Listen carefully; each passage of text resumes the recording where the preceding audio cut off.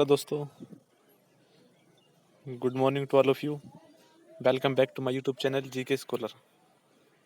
दोस्तों, GK Scholar पर आप सभी का दिल से स्वागत है। फ्रेंड्स, जैसा कि आप सभी जानते हैं कि हमने आज कॉन्स्टिट्यूशन से रिलेटेड 2 पार्ट अपलोड कर दिए हैं। ठीक है, पार्ट 1 और पार्ट 2 हमने अपलोड कर दिए हैं। आज ही हमारा पार्ट 3 है। तो पहले पार्ट में हमने क्या कहा था कि पहले पार्ट में हमने आपको बताया था कि संविधान में कितनी अनुसूचियाँ हैं, कितने भाग हैं, इसके बारे में हमने डिस्कस कर लिया था। अभी सेकंड पार्ट है। सेकंड पार्ट था, उसमें मैंने सेकंड पार्ट में क्या कहा था, 1 से लेकर 30 तक। ठीक है, 1 to 30 तक जितने भी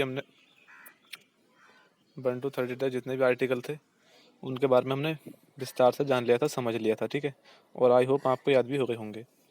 तो उसी से रिलेटेड चलिए दोस्तों बढ़ते हैं आगे। आज हम लेकर के आए हैं आर्टिकल 30 से आगे को। ठीक है, जितनी आर्टिकल हम इस वीडियो में डिस्कस करने वाले हैं वो देख लेते हैं। तो दोस्तों चलिए थोड़ा सा मैं पीछे का रिवाइज करा दूँ, आपको थोड़ा ध्यान दिवा देता हूँ कि हमने आर्टिकल 29 में क्या किया था। तो दोस्तों चलिए, अगर आपको पता है तो कृपया हमें जल्दी से इसका कमेंट कीजिए कि आर्टिकल 29 में क्या था। वो सिंपल थे, आपको याद होंगे, तो जल्दी जल्दी बता दीजिए कि आर्टिकल 29 में क्या है और 30 में क्या है। उसके बाद हम दोस्तों अपने पढ़ने पढ़ाने की पाठशाला को आगे बढ़ा लेंगे। तो चलिए दोस्तों बता दीजिए, जल्दी बता दीजिए कि आर्टिकल 29 और 30 में क्या है। जल्दी में कमेंट कर दीजिएगा दोस्तों। दोस्तों, अगर वीडियो अच्छी लगी हो तो प्लीज़ वीडियो को लाइक कर देना और वीडियो को ज़्यादा से ज़्यादा शेयर करना ना भूलें। और अगर आप हमारे चैनल पर पहली बार विजिट कर रहे हैं दोस्तों, अगर आपने अभी तक हमारे चैनल को सब्सक्राइब नहीं किया है तो सब्सक्राइब करने के बाद बेल आइकन प्रेस करना ना भूलें। बेल आइकन प्रेस कर दीजिएगा दोस्तों, क्योंकि जो वीडियो हम अपलोड करेंगे वो सबसे पहले आपके पास पहुंच सकेगी और आप हमारी वीडियो का आनंद उठा पाएंगे। ठीक है, चलिए दोस्तों जल्दी बता दीजिए कि 29 और 30 में क्या है। चलिए मैं आपको बताता हूँ कि 29 में क्या था। दोस्तों, जो मैंने आर्टिकल आपको 29 कराया था, 29 में क्या था कि उसमें बात कही गई थी किसी भी अल्पसंख्यक समुदाय को, ठीक है, मतलब कोई भी अल्पसंख्यक समुदाय है उसको संरक्षित करने का अधिकार है। ये मैंने आपको आर्टिकल 29 में बता दिया है। ठीक है भाई। चलिए आगे आता है 30। ठीक है, मैंने आपको 30 में क्या बताया था दोस्तों, मैंने आपको 30 में बताया था कि मान लीजिए कोई भी अल्पसंख्यक समुदाय का व्यक्ति है। ठीक है, कोई भी अल्पसंख्यक समुदाय का व्यक्ति है, वह अपने शिक्षण संस्थान कुछ भी अपना शिक्षण संस्थान खुद बना सकता है तथा उसकी खुद ही देखभाल कर सकता है। ये मैंने आर्टिकल आपको 30 में बिल्कुल क्लियर कर दिया है। ठीक है, अब चलिए मेरे भाई बढ़ते हैं आर्टिकल 31 की ओर। इसमें कहता है मौलिक अधिकार। ठीक है, मौलिक अधिकार 31 आर्टिकल, इसमें कहता है अनुच्छेद 31 में संपत्ति का अधिकार 1978 में दोस्तों, जो संपत्ति का अधिकार है वो 1978 में 44वें कॉन्स्टिट्यूशन अमेंडमेंट हुआ था दोस्तों। इस मौलिक अधिकार को ख़त्म कर दिया गया तथा इसे संपत्ति के कानूनी अधिकार में डाल दिया गया दोस्तों। ये बहुत इंपॉर्टेंट आर्टिकल है, ये काफ़ी बार एग्जाम में पूछा जाता है, तो जल्दी आपको इसका आंसर बता देना है और आपको आसानी से याद भी कर लेना है। ठीक है, आप इसको दोबारा सुन लेना, एक बार लिख करके देख लेना, रिवाइज कर लेना 1-2 बार, तो आपको आसानी से याद हो जाएगा। बहुत इंपॉर्टेंट है दोस्तों, ये काफ़ी बार एग्जाम में पूछा भी जा चुका है और आगे ही पूछा जाएगा, ये मेरी गारंटी है। ठीक है, कहता है कि संपत्ति का अधिकार जो 1978 में 44वां संविधान संशोधन से इस मौलिक अधिकार को ख़त्म कर दिया गया तथा संपत्ति के कानूनी अधिकार में डाल दिया गया इसे। ठीक है, ये बात इसमें की गई है। ठीक है भाई, चलिए बढ़ते हैं अब 6 की ओर।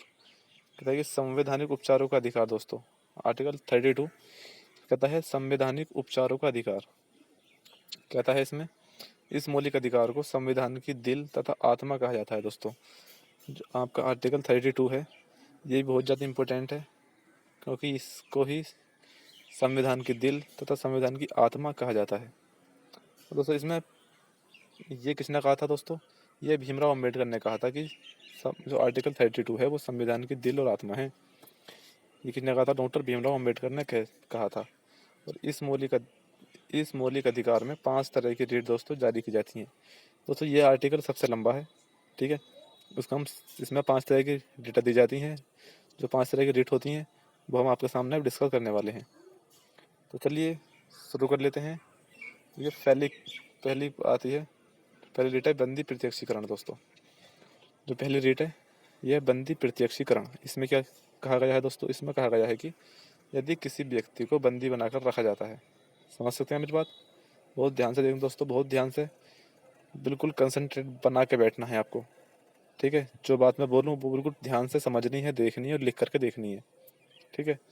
तो यदि किसी व्यक्ति को बंदी बनाकर रखा जाता है तो न्यायालय यह आदेश देता है कि व्यक्ति को एक निश्चित अवधि में न्यायालय के सामने प्रत्यक्ष रूप से पेश किया जाए दोस्तों।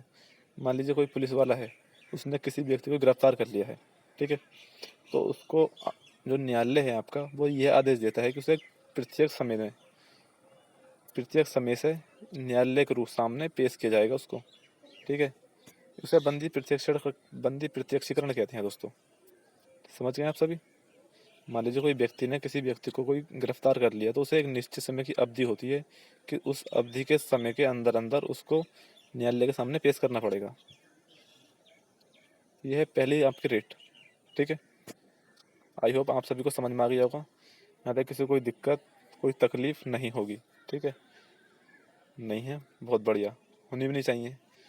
चलिए बढ़िए अब सेकंड की ओर। जो सेकंड रेट है आपकी ये कहती है परमादेश। पहली रेट हो गई आपकी बंदी प्रत्यक्षीकरण, सेकंड हो गई परमादेश दोस्तों। परमादेश क्या है ये आपको देखना है। कहता है कि यदि कोई अधिकारी या सरकार कोई ऐसा काम करती है दोस्तों, यदि या तो कोई अधिकारी या सरकार कोई ऐसा काम करती है जिससे किसी मौलिक अधिकारों का हनन होता है, यानी किसी मौलिक अधिकारों का उल्लंघन होता है, तो उसके खिलाफ परमादेश जारी किया जाता है दोस्तों। मान लीजिए यदि कोई या तो कोई सरकार या कोई अधिकारी या कोई भी व्यक्ति कोई ऐसा काम करता है जिससे कि मौलिक अधिकारों का उल्लंघन हो, ठीक है? आप समझिए मेरी बात को, मौलिक अधिकारों का उल्लंघन हो तो उस पर परमादेश जारी किया जा सकता है। समझ गए?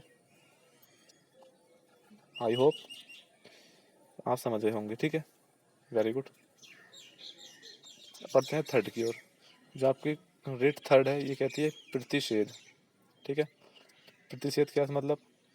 इस आदेश में सर्वोच्च न्यायालय या उच्च न्यायालय छोटे न्यायालय को आदेश देता है कि वह अपनी अधिकार सीमा से बाहर जाकर काम न करें, ठीक है? समझिए मेरी बात को, ठीक है? Very good. तो एक बार से फिर रिवाइज करता हूँ आपके लिए। कहता है कि इस आदेश में जो सर्वोच्च न्यायालय है आपका वह या उच्च न्यायालय, सर्वोच्च न्यायालय या उच्च न्यायालय छोटे न्यायालय को आदेश देता है। जो छोटे न्यायालय होते हैं उनको आदेश देता है कि वे अपनी अधिकार सीमा से बाहर जाकर कोई काम नहीं करें, यानी अपनी सीमा से अंदर अंदर रह करके काम करें, ठीक है? अगर अधिकार सीमा से बाहर जाकर काम ना करें, ये आपकी थर्ड रेट में कहा गया है। समझ गए? Very good. चलिए बढ़ते हैं अब फोर्थ की ओर। फोर्थ आपकी रेट आती है उत्प्रेक्षण। तो उत्प्रेक्षण है, इसमें क्या कहा दोस्तों? इसमें कहा गया है कि इस आदेश में अदालतों को अपने अधिकार से अधिक सक्रिय होने से रोका जाता है दोस्तों, ठीक है? जो उत्प्रेक्षण है, इस आदेश में जो अदालतों को अपने अधिकार से अधिक सक्रिय होने से रोका जाता है, ये उत्प्रेक्षण में कहा गया है। समझ गए होंगे आप सभी? अंडरस्टूड? वेरी गुड, ठीक है दोस्तों। चलिए बढ़ते हैं अब रेट अपनी 5 की ओर। आपकी रेट 5 आती है अधिकार परीक्षा दोस्तों। बहुत ही इंपॉर्टेंट आर्टिकल है 32, सबसे बड़ा आर्टिकल माना जाता है संविधान में ये, इसीलिए इसको संविधान की दिल और आत्मा भी कहा जाता है, ठीक है? इस समय 5 तरह की रेट होती हैं, हमने 5 तरह की रेट कवर कर ली हैं। जो 5 तरह की रेट कौन कौन सी होती हैं दोस्तों, मैंने आपको चलो एक बार रिवाइज कराता हूँ, फिर चलिए आप इसको कराता हूँ फिर कराऊँगा रिवाइज। कहता है अधिकार परीक्षा दोस्तों, यदि कोई व्यक्ति गैर कानूनी ढंग से किसी सरकारी संपत्ति या सरकारी पद पर कब्जा कर लेता है दोस्तों, तो उसके खिलाफ अधिकार परीक्षा रिट जारी की जाती है। आप देख सकते हैं दोस्तों, बहुत ही, अगर आप चीज़ों का बहुत ही क्रिटिकल ना लेके जाएं, उसको बहुत ही सिंपल वे में समझे ना, तो आपके लिए चीज़ें बहुत आसान हो जाती हैं याद करने के लिए, ठीक है? रिवाइज करता हूँ मैं एक बार फिर से। यदि कोई भी व्यक्ति दोस्तों, समझते रहना मेरे, कोई भी व्यक्ति कानूनी ढंग से किसी सरकारी संपत्ति या सरकारी पद, ठीक है, सरकारी संपत्ति या सरकारी पद पर कब्जा कर लेता है, तो उसके खिलाफ अधिकार परीक्षा रिट जारी की जाती है। सिंपल था, आप समझ गए होंगे। Very good. तो चलिए दोस्तों, हमने 5 तरह की रीड थी वो हमने कवर कर ली है। चलिए मैं आपको एक बार फिर से रिवाइज कराता हूँ। दोस्तों जो पहली रीड थी उसमें क्या कहा था। जो पहली रीड थी वो थी बंदी प्रत्यक्षीकरण। मान लीजिए कोई व्यक्ति है, वही व्यक्ति है, कोई पुलिस वाला है, कोई पुलिस वाला है, कोई व्यक्ति को गिरफ्तार कर लेता है, ठीक है। तो उसको एक निश्चित समय की अवधि के अंदर अंदर उसको न्यायालय के सामने पेश करना होता है। ये बंदी प्रत्यक्षीकरण में कहा गया है, ठीक है। सेकंड में क्या था, सेकंड में कहा गया था परमादेश। दोस्तों परमादेश मतलब यदि किसी व्यक्ति को बंदी बनाकर रखा जाता है, सॉरी, यदि कोई अधिकारी या सरकार कोई ऐसा काम करती है कि जिससे मौलिक अधिकारों का उल्लंघन होता है, ठीक है, मौलिक अधिकारों का अनन होता है या उल्लंघन होता है, तो उसके खिलाफ परमादेश जारी किया जाता है। सिंपल सी बात है। थर्ड में किया गया था, थर्ड रिट में कहा गया था कि प्रतिषेध मतलब इस आदेश में सर्वोच्च न्यायालय जो होता है वो उच्च न्यायालय, सर्वोच्च न्यायालय, उच्च न्यायालय छोटे न्यायालय को आदेश देता है कि वे अपने हद में रहकर कार्य करें, अपने हद से बाहर जाकर कार्य ना करें, ये कहा गया था, ठीक है। फोर्थ में कहा गया था कि दोस्तों, फोर्थ में कहा गया था उत्प्रेक्षण। उत्प्रेक्षण मतलब इस आदेश इसमें अदालतों को अपने अधिकार से अधिक सक्रिय होने से रोका जाता है। दोस्तों अधिक एक्टिव होने से रोका जाता है, एक्टिव होने से, आप समझ सकते हैं मेरी बात, अधिक एक्टिव होने से उसको रोका जाता है। ये फोर्थ में कहा गया है। फिर 5 में क्या है दोस्तों, 5 आप देख सकते हैं यहाँ पर ये, ठीक है। 5 में क्या कहा था, अधिकार परीक्षा मतलब यदि कोई व्यक्ति कोई गैर कानूनी ढंग से किसी सरकारी पद संपत्ति पर कब्जा कर लेता है तो उसके खिलाफ अधिकार परीक्षा रिट जारी की जाती है। सिंपल सी बात है, आपको याद हो गई होंगे, आई होप आप सब समझ गए होंगे, ठीक है दोस्तों। चलिए मेरे भाई बढ़ते हैं अब भाग 4 की ओर। हमने भाग 3 कवर कर लिया है, अब बढ़ते हैं भाग 4 की ओर। दोस्तों भाग 4 में कहा गया था राज्य के नीति निर्देशक तत्वों के बारे में बताया गया। दोस्तों जो राज्य के नीति निर्देशक तत्व हैं उसके बारे में दोस्तों बताया गया है, और ये आर्टिकल 36 से 51 तक इसमें है। तो दोस्तों हम इसमें सारा नहीं करने वाले हैं, ठीक है। जो मोस्ट इम्पोर्टेंट हैं, जो आते हैं, ठीक है, जिनका आने के चांसेस रहते हैं, हम वही कवर करेंगे, ज़्यादा फालतू की चीज़ें कवर नहीं करने वाले हैं इसमें, ठीक है। कभी आप कहें कि 36 से क्या मतलब बहुत आर्टिकल हो जाएंगे, याद नहीं होंगे ये, तो दोस्तों ऐसा नहीं है, बहुत कम आर्टिकल कराएंगे, अच्छे कराएंगे, जो एग्जामिनर की चॉइस होती है, जो एग्जामिनर ज़्यादा रखता है क्वेश्चन, जो आर्टिकल रखता है जहाँ से, वही आर्टिकल कराने वाले हैं हम, ठीक है। तो चलिए बढ़ते हैं आगे। भाग 4 अनुच्छेद 31 से 51 राज्य के नीति निर्देशक तत्वों के बारे में बताया गया है। यह तत्व मानवतावादी, गांधीवादी, आदर्शवादी, समाजवादी आदर्शों के हिसाब से समाज या राज्य को चलाने पर बल देता है। दोस्तों ठीक है, यह तत्व जो है मानवतावादी, फर्स्ट ऑफ ऑल मानवतावादी, एंड सेकंड गांधीवादी, एंड थर्ड आदर्शवादी, और समाजवादी आदर्शों के हिसाब से समाज या राज्य को चलाने पर बल देता है, ये कहा गया है इसमें, ठीक है। ठीक है दोस्तों, वेरी गुड। बढ़ते हैं आर्टिकल 14 की ओर। इम्पोर्टेंट है दोस्तों। 14 कहता है ग्राम पंचायत के बारे में बताया गया है दोस्तों इसमें, ठीक है। आर्टिकल आपका 14 है, इसमें आपको बताया गया है ग्राम पंचायत के बारे में बताया गया है। और आर्टिकल 42 काम की संहिता। दोस्तों इसमें काम की संहिता के बारे में बताया गया है, कोई ज़्यादा इंपॉर्टेंट नहीं है, डिस्कस नहीं करने वाले। आर्टिकल 43 ज़्यादा इंपॉर्टेंट नहीं है, इसमें क्या है, समान काम के लिए समान वेतन। दोस्तों समान काम, समान जो बिल्कुल ही जैसा जैसा काम करेगा वैसे ही उसको वेतन मिलेगा, उसके बारे में दोस्तों उसको बताया गया है आर्टिकल 43 में। आर्टिकल 44 दोस्तों ये इंपॉर्टेंट है, आप देख सकते हैं यहाँ पे मैंने इंपॉर्टेंट मार्क किया रखा है यहाँ पे। तो दोस्तों ये क्वेश्चन आपके लिए इंपॉर्टेंट होने वाला है। कहता है कि समान नागरिक संहिता। दोस्तों इसके बारे में मैंने डिस्कस कर लिया है पीछे। मान लीजिए कोई व्यक्ति है, उसको समान नागरिकता संहिता मिलेगी, कोई भेदभाव नहीं होने वाला, इसके बारे में थोड़ा मैंने पिछली वीडियो में डिस्कस कर लिया है।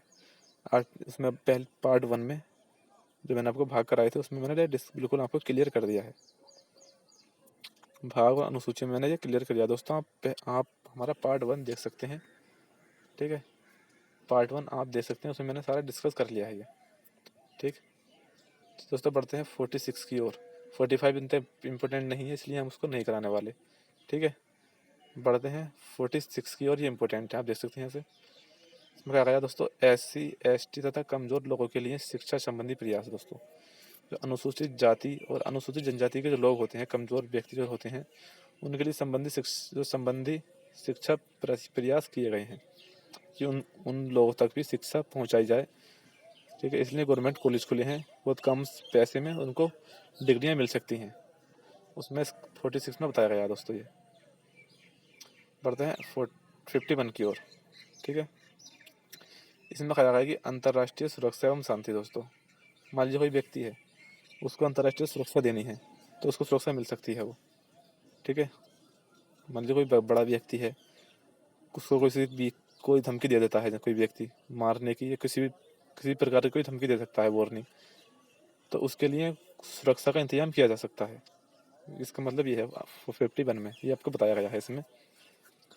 ठीक है, तो सब पर देखना 48 का ए, इसमें आप पर्यावरण बचाने के लिए दोस्तों, जो आपका एनवायरनमेंट है उसको बचाने के लिए इसमें आपके लिए बताया गया 48 का ए में। ठीक है, चलिए दोस्तों, भाग 4 हमने कर लिए। अब आते हैं भाग 4 का के। ठीक है, भाग 4 के के में हम डिस्कस करने वाले हैं। इसमें अनुच्छेद 51 के। ठीक है, आर्टिकल 51 के इसमें बताया गया दोस्तों। तो चलिए दोस्तों, जान लेते हैं इसके बारे में भी। क्या गया था मौलिक कर्तव्य के बारे में दोस्तों। मौलिक कर्तव्य के बारे में दोस्तों बताया गया है 51 के क में। भाग 4 का के है और 51 का क, ये बताया गया दोस्तों आपको। क्या था कि इसमें जब संविधान बना तो 10 मौलिक कर्तव्य थे दोस्तों।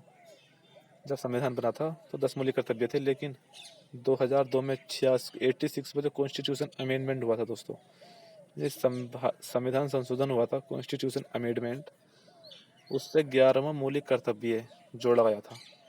जो 2002 में 86 में संविधान संशोधन हुआ था, तो दोस्तों उसमें 11वां मौलिक कर्तव्य जोड़ा गया। 10 थे, एक जोड़ दिया, 11 हो गए। जिसमें कहा गया था दोस्तों, जो 11वां जो मौलिक कर्तव्य था उसमें कहा गया था कि 6 से 14 साल तक के आयु के जो बच्चे होते हैं उनको शिक्षा दिलाना तथा उनके माता पिता एवं उनके संरक्षक का कर्तव्य है।